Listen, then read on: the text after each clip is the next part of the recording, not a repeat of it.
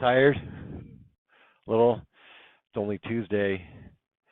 But get through this day, and then you'll be to Wednesday, and then it's hump day, and then you're half the way. Half the way. Yeah. Um, it was good. It was good. Went for a drive, came up here on Friday, and took some measurements for the lab here, and because I have some suggestions to arrange the lab, and they're going to be upgrading them hopefully. And so one of the things is that I'd like all y'all to face forward rather than like sideways and backward. It's like someone said, let's invent a class and make it a U shape, and have everybody face away from the instructor.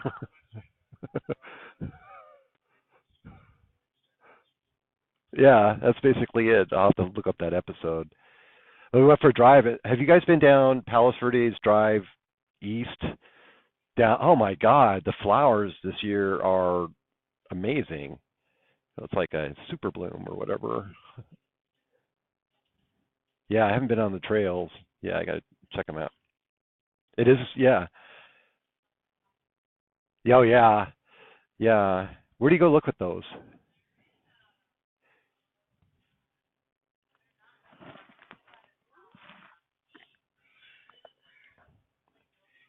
Lake Elsinore. Oh yeah, yeah. I heard they shut it down for a while because there were so many people going out to look. No super bloom for you. Uh, um, so anyway, it's nice. It's nice today too. It's weird weather though. It's like one side is hot, like in this side of the hill is cold. You drive. It's like this room. I they they actually I complained about it the other day, and they gave me a key. So yeah. After a year, they give you a key. So, um, is it too cold? Yeah. Or open a window. Whatever happened to that? Yeah, yeah. I feel special now. I got a key. I got a key. Yeah. Pretty soon they'll. Uh, I don't know how to turn it off. I'll, I'll, this will turn it off. All right. So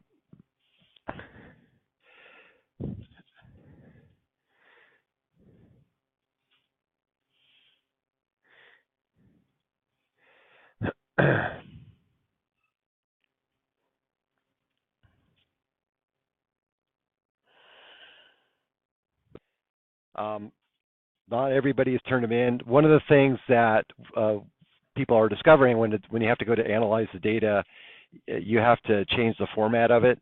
For example, I was meeting with Cynthia earlier, and we were talking about converting yeses and nos to zeros and ones, because when you start to do the pivot tables, it will count yeses and nos, but it won't give you an average, right? It won't give you a numerical value. So zeros and ones are numbers too. So my suggestion is that if you're having challenges, change your yeses to ones and nos to zeros.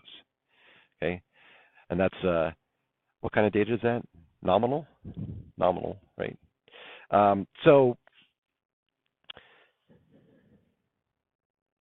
today we are going to talk about run charts and variation. Um, yeah, variation. Um, what is variation? That's a question. Does anybody know what variation is? Bless you. Change?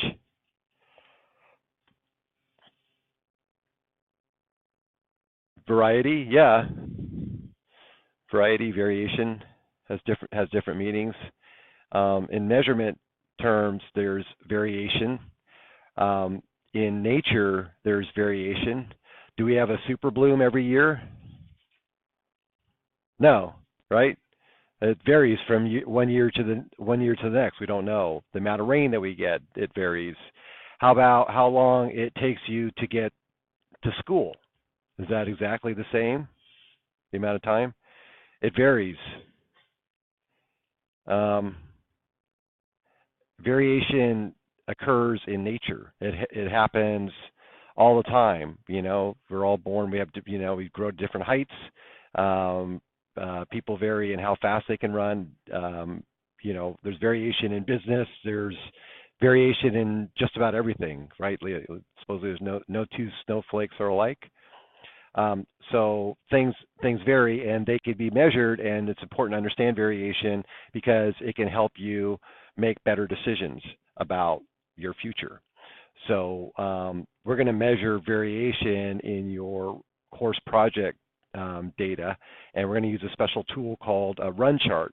Run chart is essentially simply a special case of a line chart, but it allows you to establish kind of a reference point so that you can determine whether or not the variation is due to random causes, which occurs naturally, or if something is special about it and it's forcing it to change, right? Because in your project, you're going to expect to see, fluctuations from day to day, but when you apply pressure to it or do something to change it, it should change systematically.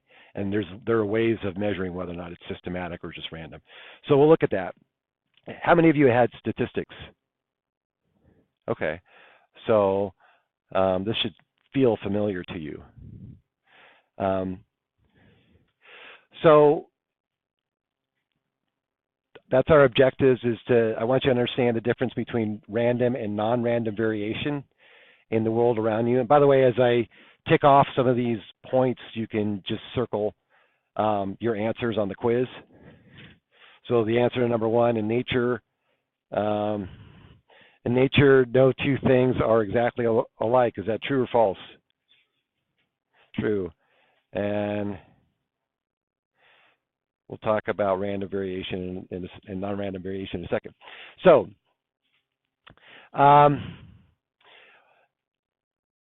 so that's what we're going to cover. The quiz is just a study guide. And then what I'll do is this lecture won't take that long, and so then I'll give you time to apply these things to your course project. We're going to go through a case study together, looking at variation in data to see if there was anything special about it going on. It's baseball season, so I have some baseball data to share with you, and it's kind of interesting. Anybody baseball fans here? A few of you? Yeah. Water polo. I was a water polo player. Yep. I graduated high school in 1978, and I played for the Pacifica Mariners. I was a Mariner a long time ago. I was the whole man, as they used to call it. So here's what is due this Sunday. Module 9, SAM exam and project, and then this course project, the run charts. So theoretically, if you get through with this part today, and I'm going to go over Module 9 on Thursday with this class, and together we'll go through the project, and we should be able to complete that, and so you'll have both of it done, and so you won't have any homework this week. So there. So you're just basically going to add another worksheet to your ongoing course project workbook, and you're going to title it, which is titled as it is down here, and then the separate worksheet, you're going to have a run chart title to it, and I want you to include at least 2 run charts, one showing a goal measure, another showing a solution measure with some annotation on it, and I'll show you how to do that. So it's not going to be that very complicated. If you did your line chart, you can use the exact same data. So it's just basically augmenting it with a reference point based on the median of your data during the baseline period. Reminder that if you want extra credit right now, worth to up to 3% of your total grade, create a LinkedIn profile if you don't already have one and list these skills: MS Office, Excel, digital technology, data analysis. Connect with 3 classmates and or faculty. So if you send me an invitation, I will accept. I know some of you sent me invitations and I'm connected with you on LinkedIn. How many of you have LinkedIn profiles? So almost everybody.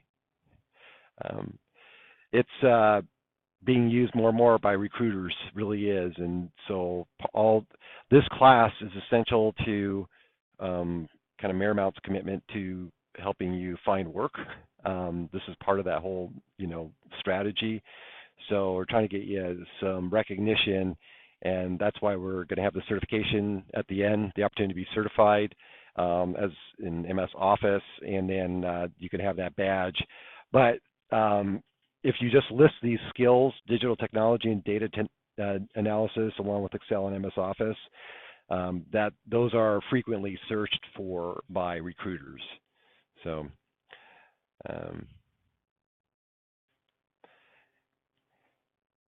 any questions about that? All right.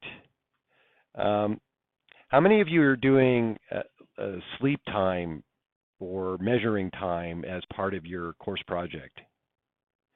Have you figured out how to subtract time? So you don't have to remember, you can record your bedtime and your awake time, and then automatically it will calculate the difference between the two. Have you tried to do that? Oh, your Fitbit gives you the feedback. Okay. Anybody having to calculate it by hand that way? All right. Well, if you are, I finally found an explanation of how to do that, because it's really complicated. And so maybe we'll go through this in the next class. But here's a link anyway. I'll upload this PowerPoint as well. Quiz, understanding variation. Hello. All right, now it feels hot in here. Doesn't it? What? Yeah, I'm going to turn it.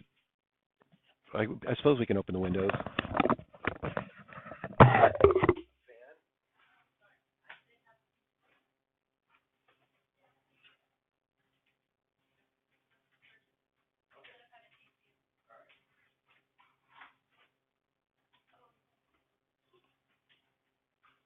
Then it's loud.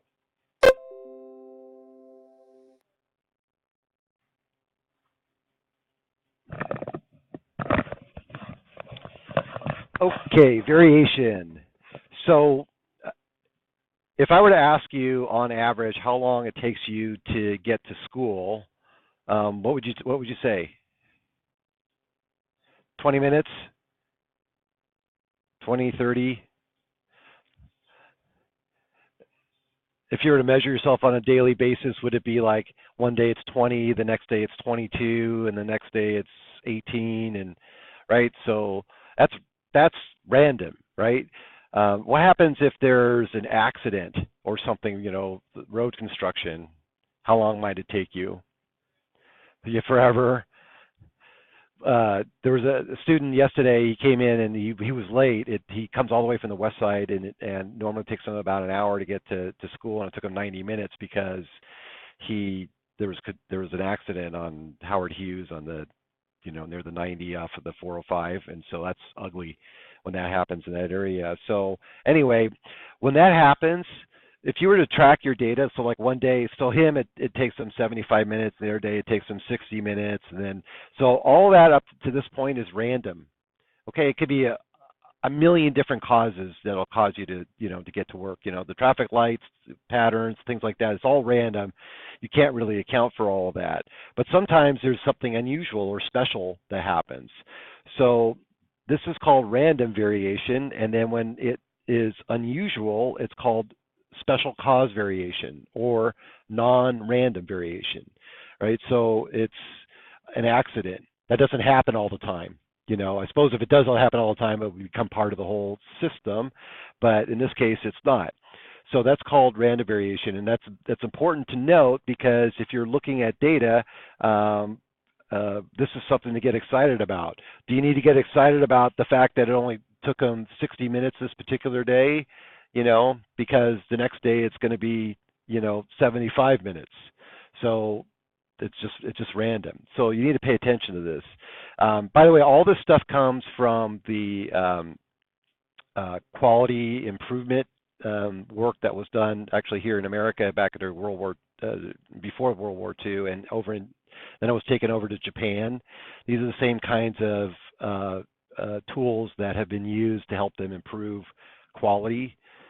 Japanese have done a really good job of that. So these are some of the same business tools that they use. So it's important to understand this stuff, I think, from that standpoint.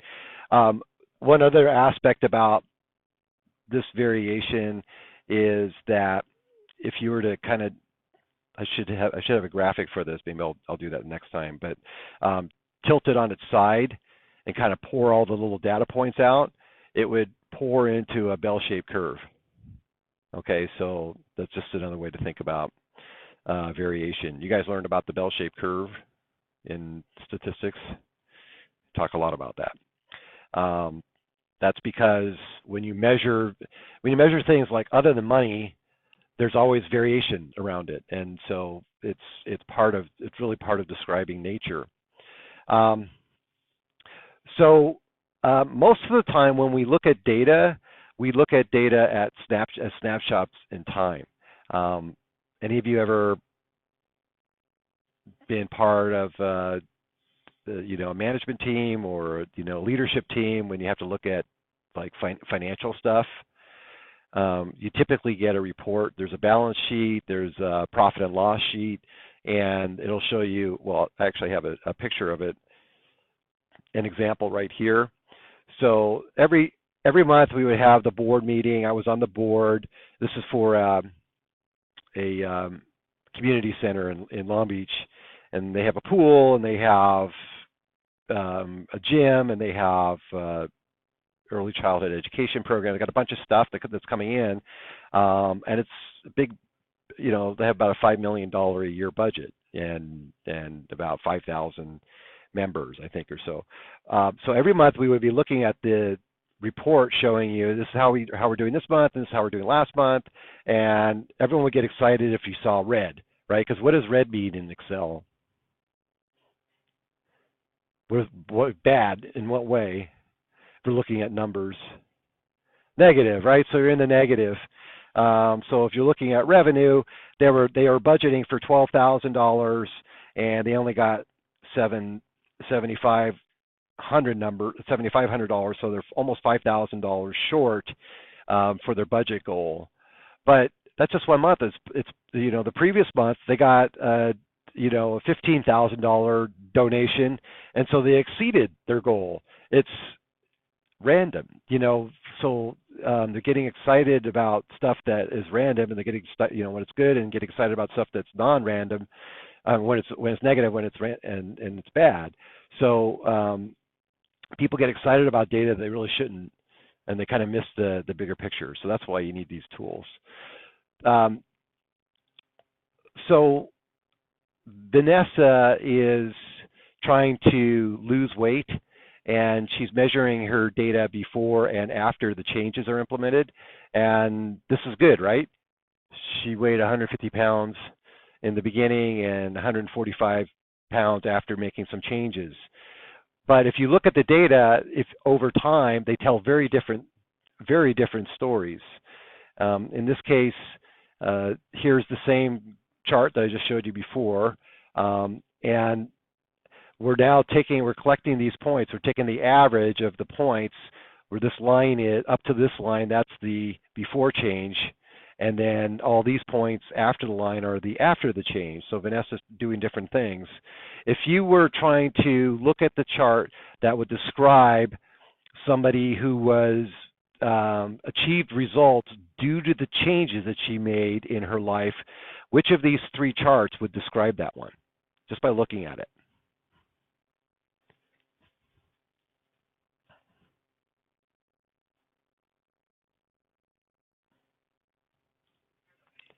The top, this one, the bottom left. Why?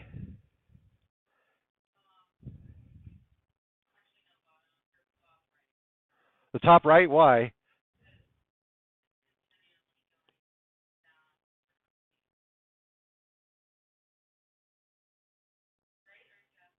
Yeah, I'm saying which one describes that she achieved results due to the changes? And you were right the first time. Yeah, you should have gone with your first guess. So because if you're looking at these charts, this one right here shows that her weight was going a little bit up, right? That happens on any given day, and then it stabilizes. It goes up this day, right before she goes on her special diet, right? And then it goes down, down, down. Maybe it goes up a little bit, and then down and up. So even though this average is 145 and that's 150. In this case, true, she did achieve results. However, she was really high up here and was already losing weight before she theoretically started her diet, right? So she was doing something else, and we can't really tell what that something else was, whether she lost the weight due to that or due to the changes that she made. So, in the end, if you're Vanessa, I guess it's okay here. How about this one here? Are you surprised that this averages out to be 150 and this one's 145? What's going on with her weight?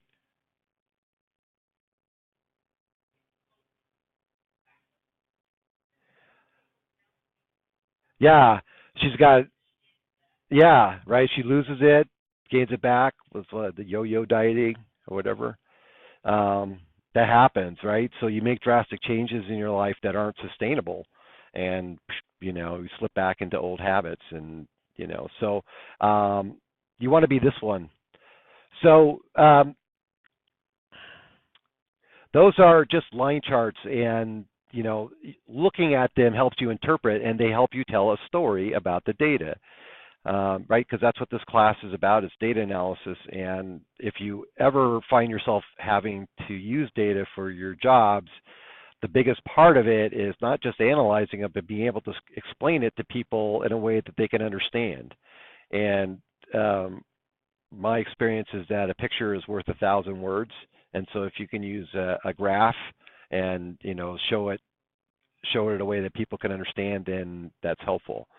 So these are all line charts that we can interpret. What we don't know is that whether the changes were due to special causes or just random variation. So we need a tool, and that's called a run chart. And a run chart is just a line chart with a reference point added to it. The reference point is the median of the baseline period. Who remembers what a median is? The middle, right? Is it the same as the average? No, not necessarily, right? It tells you that half your points or data points fall above, half your data points fall below. The average could be misleading, right? If you have a skewed distribution one way or another, it can mislead you. The average doesn't represent where most of the data lie. So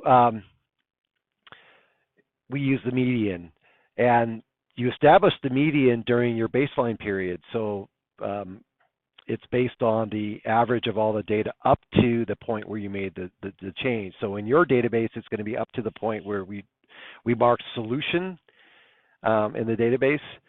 So we'll do that real soon. So the tools for run charts are that you need to determine when there is a run and when that run is due to common or special cause variation. So a run is simply let's look at it. Where is it on our quiz?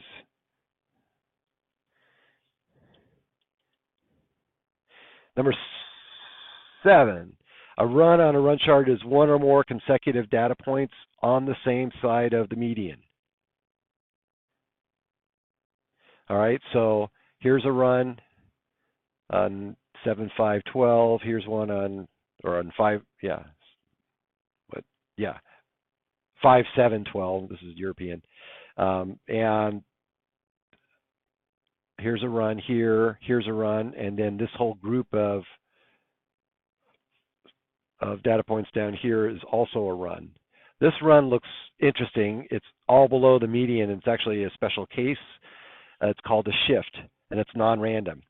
And there's a rule to that. I'll show you in a minute. But first, I just want to, as a class, how many runs are on this chart? Looking at the definition of what a run is, number 7. Any guesses? 4?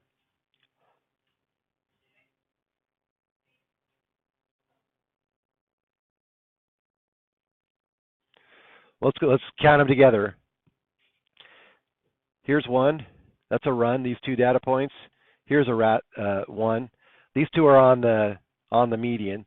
And sometimes, by the way, we do count these, but not what we're just describing them as a run. Here's a run. Here's a run. Here's a run. And then here's one. So, yeah.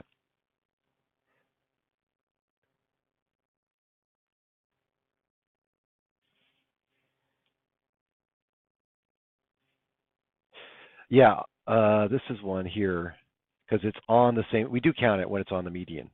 So I'm sorry. Yeah, this is just counted as one run. So, want to try another one? How many runs are here?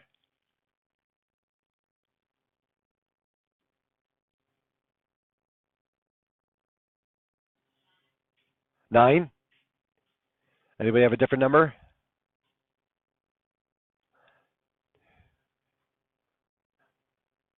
3? Somewhere between 3 and 9. 6? Good guess. 4. Do I hear a 5?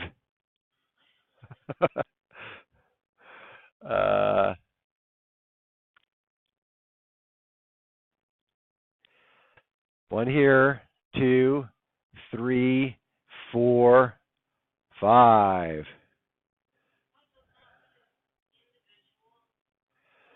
It is in this case because it's the only one that's above or below the median, and but you count them together when they're together, above or below the median.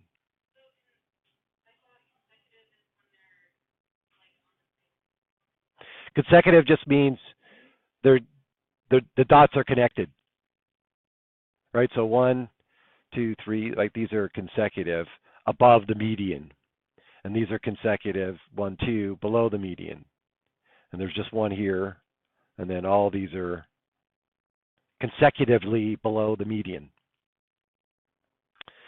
So those are runs, and when you have runs that start to look unusual, if they meet certain criteria, then statistically, these are based on statistics, which we're not going to get into at all, but just know that these are not just arbitrary numbers that we're talking about here, that when you have 6 or more data points in a run, all above or below the median, it's called a shift.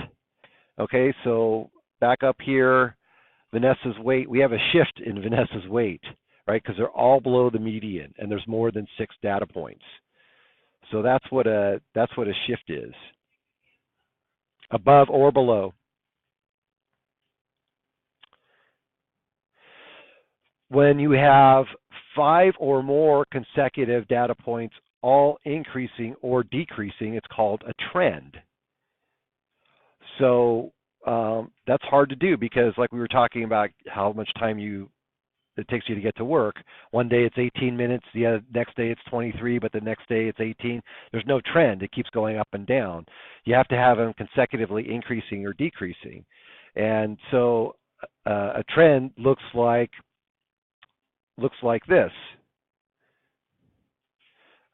So it goes through, and it's okay if it goes through the median, either increasing or decreasing. In this case, it's increasing. And we're just showing, this is, what is this? Health visit referrals for assessment. I don't know if this is a good thing. Maybe it's a bad thing, because it looks like we have a shift down here. But there's also a trend.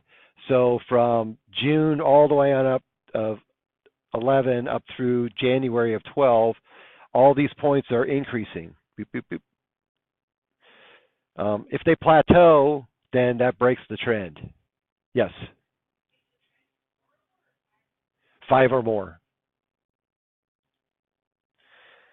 So it's 6 or more data points in a run, and then 5 or more. Yeah, so the answer to number 9 is false. It's a trick question. So that's a trend, and that's important to know because, for example, if you're looking at sales over the past year, and the last 8 months are all pointing in a positive direction, is that a good thing? Yeah, right. So your sales are all going up consistently. That means that's a trend, and that means that your salespeople or something about your product is taking off, and it's not just random. Sometimes you look at, typically organizations look at sales figure month to month, and they get excited when it goes up and disappointed when it goes down. You really need to look at the long-term trend and see if it's statistically significant or not. So the third rule is called cycling. So it's funny, we have a run chart and we have something called cycling. So cycling is a zigzag pattern with 14 points in a row alternating up or down. So you know what a zigzag looks like, right? Up and down. That's called cycling. That means that something weird is happening. And can anybody think of an example where cycling might happen in your life?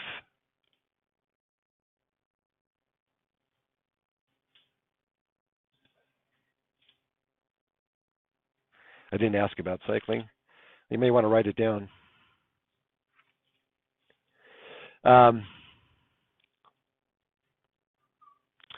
about your sleep patterns, weekdays versus weekends, or finals week, right? Stress level, week 1 versus week 15 or 16, I guess that's finals week. Cycling happens. It happens in human nature in all kinds of ways. Here's a real life example of cycling. So do we have cycling going on here?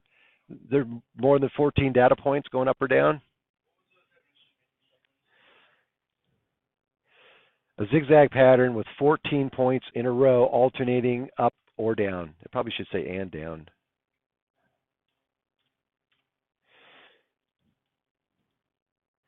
So I did some consulting work for Walt Disney's Parks and Resorts, and they have, in the U.S., they have 2 locations. They have Orlando and Anaheim, which is Disneyland. And in Orlando, their version of Disneyland is called the Magic Kingdom. It's basically, similar to, well, they don't have the exact same rides. I think Disneyland's better, but anyway, I'm biased. So I was doing some work for them, all kinds of stuff for them, and I got this data, and it was top secret. I should have top secret stamped across this because Disney does not like to share its info with this kind of info with people. So what this is showing is the daily attendance. So it's a whole year's worth of data here tracked over time, and this is in thousands. So this is how many thousands are they getting? What's their peak? 70 plus, yeah, 70-ish thousand. That's a big day. That happened this is the year 2000, April of all time, almost around now. So up and down, and this is daily attendance. So why do you think this is going up and down? Yeah, weekdays and weekends. More people on the weekends, fewer people on the weekdays. And it seems to drop right in the middle of the week, right? So if you were planning a vacation and you had limited time to spend at Disneyland, what day of the week would would be the best day to choose to go? Yeah, it's been proven to be Wednesday. Well, now that they have the internet, we can collect this data, and Google collects statistics and all. So that's probably why I don't feel bad about releasing this information. But I was sworn to secrecy. They wouldn't even give me an electronic version. They gave me a paper copy of it. But it's been almost 20 years, so hopefully we'll get over it. I don't know, but that mouse can get angry. So what else is going on here? Do you see trends kind of going through the data?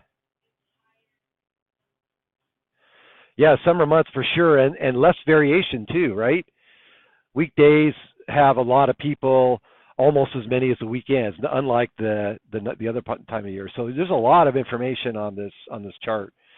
So I just thought it was cool because this is a real life version of cycling. Why would this be beneficial if you're a staffing manager at working at parks and resorts? Why would this information be helpful to you?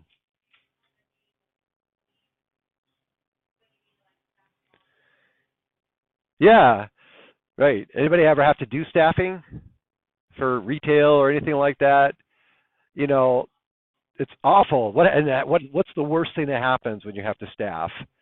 Um,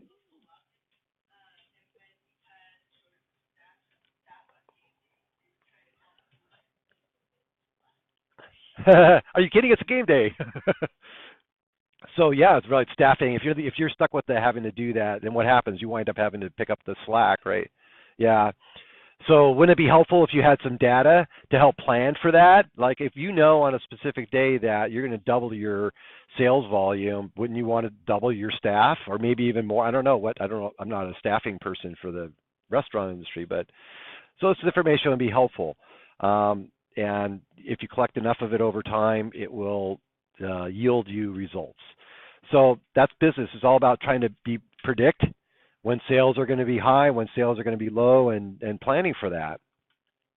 Um, the fourth rule is number 4, an astronomical data point, otherwise known as an outlier or a freak. Hello. Oh, sorry. Um, so uh, that's this right here. So when there's something unusual that happens, this data point is unlike all the other data points. It's pretty obvious, right, that this is way out of proportion. Sometimes I had a professor, Art Farkas, he called it the intraocular trauma test. Have you ever heard of that?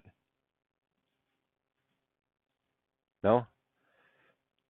What does it sound like? It's basically when it's so obvious that it hits you smack between the eyes. That's the intraocular trauma test. That's sorry, it's data humor. It's hard to keep this stuff funny. So that's the fourth point, and I have an example right here of my own data, LinkedIn. Speaking of LinkedIn, and so every week I get this notification. Your profiles have gone up, or your profiles have gone down, or views have gone down.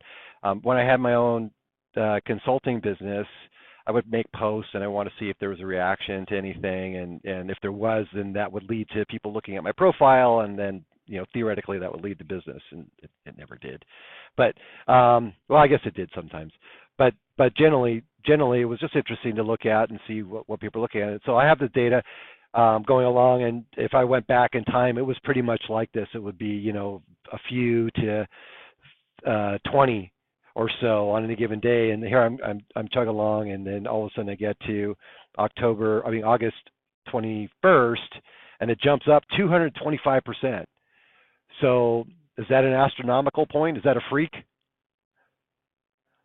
Yeah. So I'm looking at that. I'm like, oh, holy cow! What did I write? That was so interesting, And so what it turns out, it was that the only thing that I wrote was that I changed my profile from Paul DeYoung, whatever, the head of DeYoung Consulting, to Professor of Organizational Research and Leadership at Marymount California University School of Business.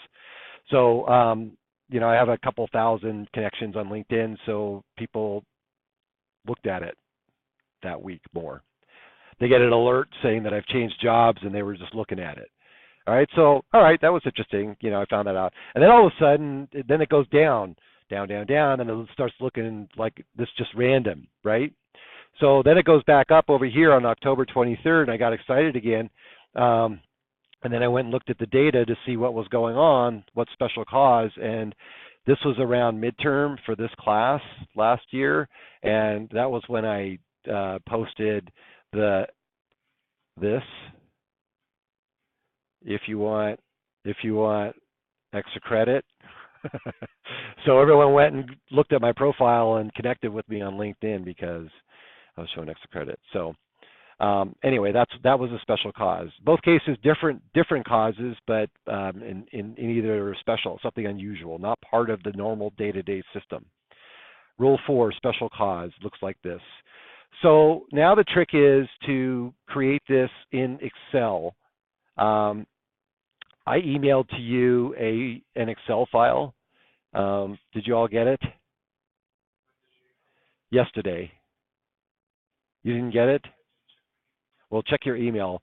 If you all would please check your email.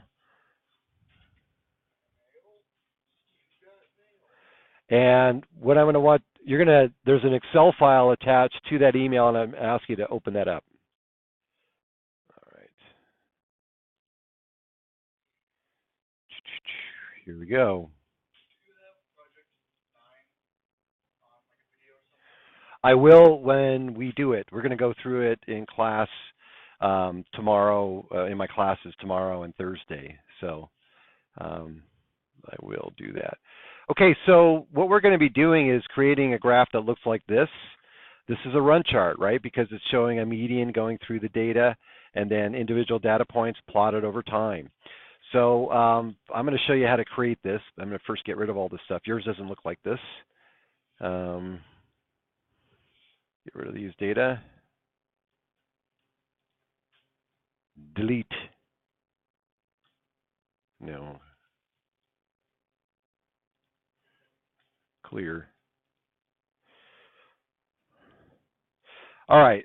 So what this is showing is the batting averages for the Major League Baseball teams combined, American and National Leagues combined, from the years 1969 all the way up to 2017. For those of you that don't follow, for those of you that do follow baseball, what does batting average represent? What's that number represent? How many times they've hit it? But that's a count divided by. It has to be. It's a proportion, so it's divided by something. What's it divided? No. How many at bats? Right? How many opportunities did you get? Right? So hits divided by at bats, and that gives you your batting average. So when it's listed as 0.248, 3 decimal points. For those of you that are baseball fans, how would you say this? How would you would say Mike Trout's batting average is 248 or 350 or whatever it is? Yeah, right? Yeah. That's exactly right. They're hitting it 0.25% of the time. So if they had 4 at bats, which is not, what's that? It sounds bad. It sounds terrible. But we're talking about the best of the best. This is the best of the best. So that's what happens. Now certainly a lot of their home run hitters and their, the Mike Trouts and people like that are going to have much higher batting averages. That's why they get the big bucks. No, they 1 out of every 4 times. About the ones that get it like one or 2 or 3 times out of 100 are the pitchers in the National League typically, but occasionally they're better. So this is what they get paid for. So you're looking at this, and is there variation here from one year to the next? Yes.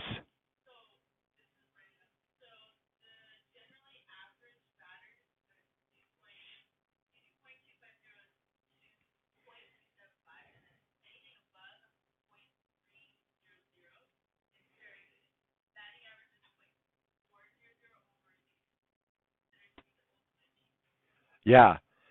So like a really tight range there, but if you can get 400, I think maybe Joe DiMaggio did that, or and like very very few players have ever achieved that. There was a guy for the Kansas City Royals, I can't remember, he almost got it.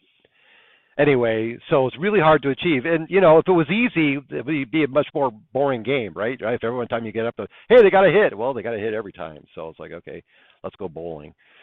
Um, so we have to establish the median line, this one here, and we have to do this. We have to create it in Excel. Unfortunately, Excel has a lot of cool tools, but the one tool that it does not have is kind of a standard run chart tool. So you have to it's a little trick. You have to just draw the median in there by adding the median data. So for every day that you have a data point in 1969, you're going to add this same median, which is like 0.257. So I'll show you how to do that. And this is a good opportunity to practice relative and absolute cell referencing. Do you guys remember what that is? What's the difference? Yes, the dollar signs in front of the letters. And what do those dollar signs do for you?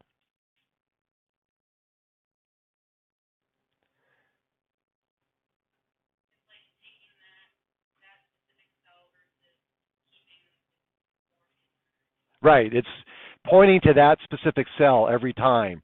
So, for example, if I want to calculate the median, and in this case, we're gonna arbitrarily say that the baseline in this example is from 1969 all the way on up to 1989. So you're an analyst for the Major League Baseball League, and you want to see if there were some changes because you hear some suspicions of things happening, here in the 90s. So we're gonna establish the baseline from 69 to 89. So we have to draw that median point for all these data going from C2 down to C50. So first we have to calculate the median. So to do that, we have to create a formula without using a function. So what's the formula for me to calculate the median? Anybody have a guess?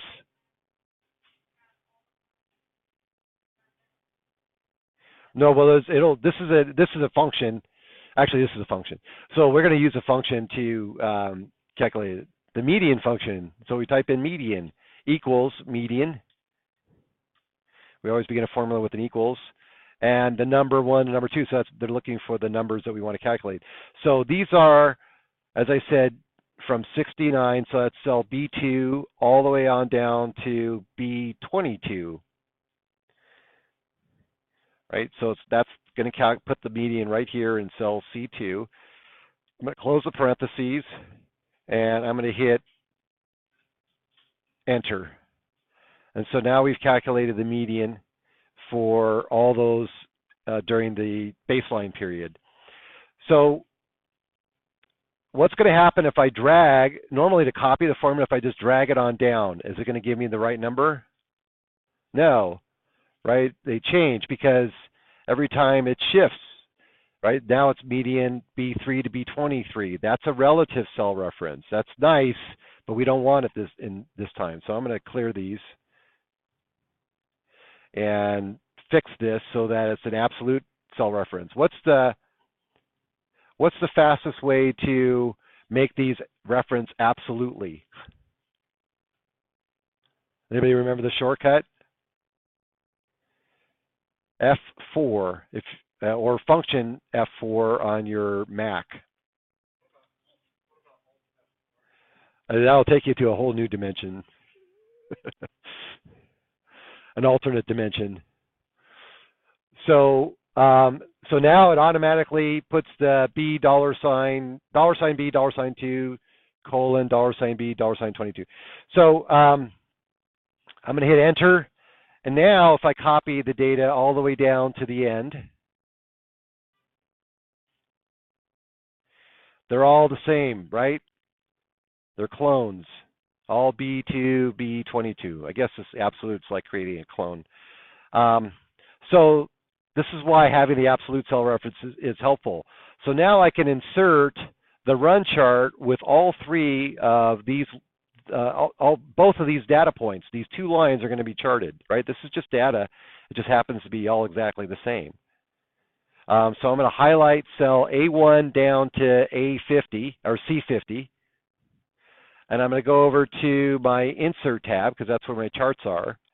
And remember I said I always go to recommended charts just because sometimes it comes up with something better than what I might have thought of. We need to draw a line chart, but we're going to go with recommended charts, and it will draw one in for us.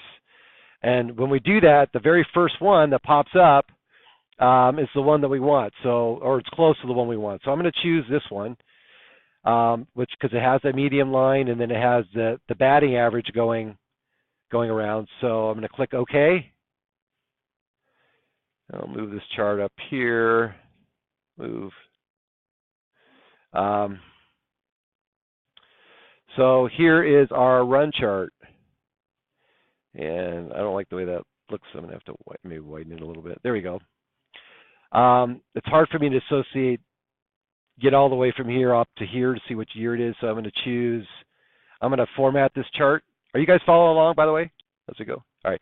So I'm going to choose on the Design tab. What? I chose the first one. When I went to Insert, it was the first. On the recommended charts, it was this one.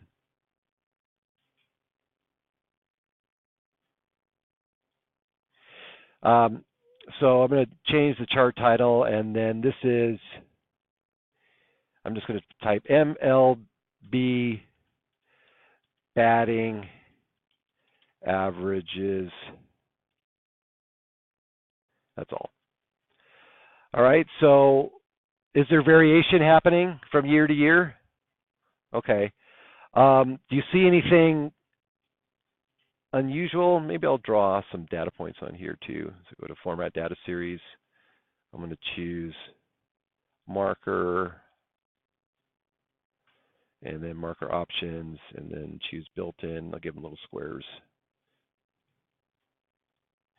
Okay, so here it is with little squares on it.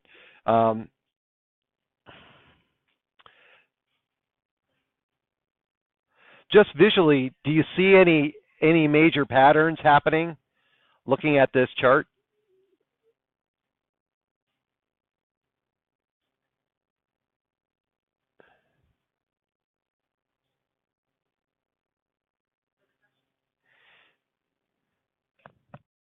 So if you want markers like this, you just click on the line, and then I right-click on it, go to Format Data Series, and the markers. Remember, we grew the marker last week. We made a big fat marker to differentiate it, and that happens to fall under the paint bucket.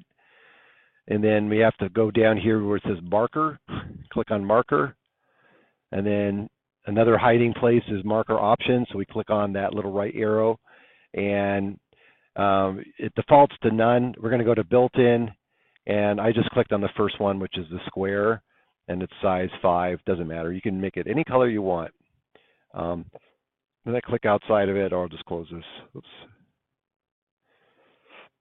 And that should add the markers. So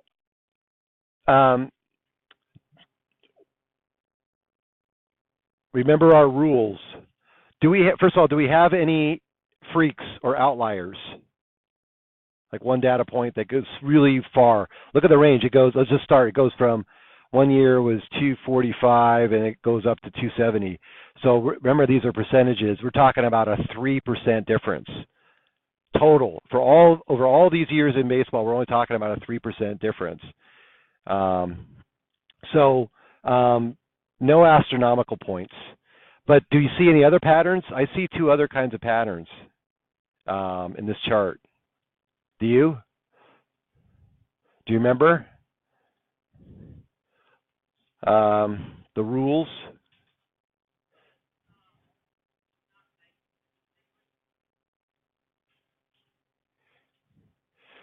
Six or more data points in a run, all above or below a median. 5 or more data points, consecutive data points, all increasing or decreasing. So let's go back to our chart. I'll make it bigger. So let's look. The first one that jumps out is right here. from 1993 all the way through 2000, looks like 2009. Are all these above or below the median? They're above the median, right? So we have, is there more than 6? Way more. How about over here? Is there more than 6? They're all below the median. So these are 2 shifts. And then how about right here? What's going on here from like 2006 all the way down through 2014? Does that look like a trend? Yeah. So in baseball, if you can get a competitive edge, even if it's just a slight fraction, that can make a difference in scoring runs, because more hits leads to more runs, and more runs lead to more wins, and more wins leads to more money. Any of you guys read the book Moneyball? Watch the movie? Yeah.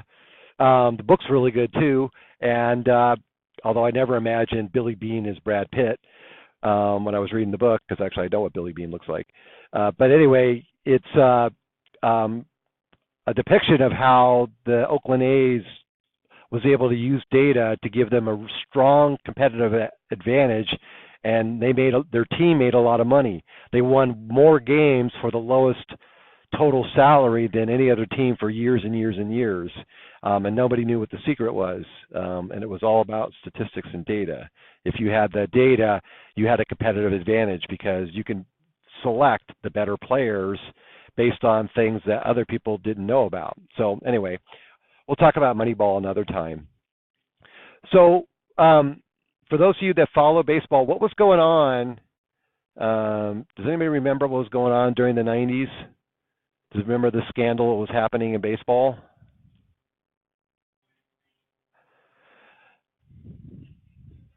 Yeah, juicing. Who was uh, Jose Canseco, Mark McGwire, Sammy Sosa. Mark McGwire broke the all-time. He hit 70 home runs in 1 year, and during the time that he was juicing, playing for the St. Louis Cardinals. Sammy Sosa too. I was in Chicago watching a Cubs game, and I watched Sammy Sosa that year that he was competing. He was like neck and neck with Mark McGwire. I think he wound up hitting 66 home runs that year. He hit a home run out of Wrigley Field. I watched it. It was like launch. I've never seen a home run like that. And it goes. Have you guys ever been to Wrigley Field? Watch a baseball game? Chicago, it's awesome. Anyway, I used to live in Chicago, so I would go to games, and we watched that ball get launched, and they told us the next day in the news that he hit a 550-foot home run. All right, so that's like a rocket, and it was because he was doing steroids. What does steroids do for you? Increases your muscle mass?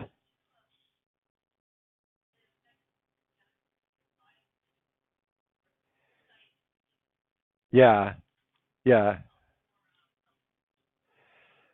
Yeah, I actually don't know the total scientific explanation, but the result of taking steroids, it gives you the ability to gain much more strength, than you could have just on your own, right? So you can lift a lot more weight, so you can get much stronger.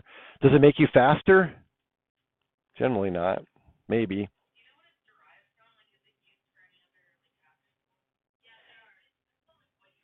I don't know that much. Yeah.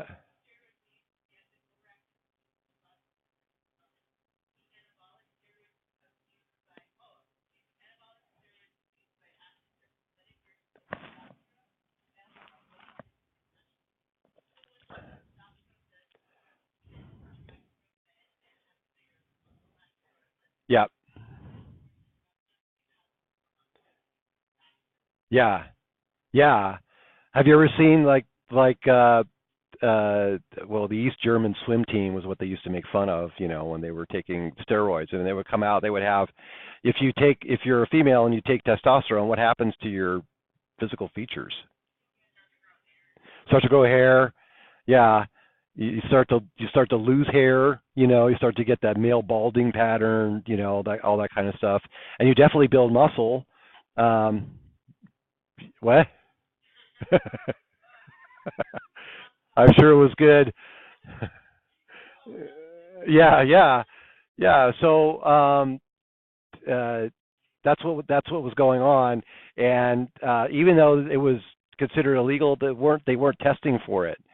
So this is a shift going on here, and what happened is that it became public, and then they started testing for it around here, I think around 2003, but not consistently. And then there was something called the Mitchell Report that came out in 2006. And what the Mitchell Report did is they published the names of all the players that were juicing, and so they humiliated the players, and so that got results. And then now look what happens. Is this a trend? The people are basically they're stopping here, and we're watching steroids go down. And what happens to the batting averages? They go down too. All right, so consistent, and now it looks like they're making a comeback. So if you're an analyst for Major League Baseball, this is pretty interesting data. If you're tracking it over time and all of a sudden you start to see some statistical trends, it might give you cause to look at things. Every year in baseball, they always talk about, we got a lot more home runs, or we got a lot more strikeouts, or this is the year, just something's going on. They're putting a different kind of mud on the baseball, and getting more strikeouts.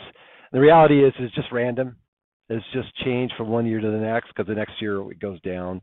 But if it is going up consistently, then that's something to look for. So what I want you to do now is try this with your own data. So basically, do it for one outcome variable, and then you just basically do the same thing. You have your data organized this way, except it's daily, not yearly. You have some measure. Maybe it's hours of sleep, and then you just have to calculate it for your median, for your baseline period, the median for the baseline period. If you don't have a baseline period, just pick the first third of your data. It's arbitrary, but and then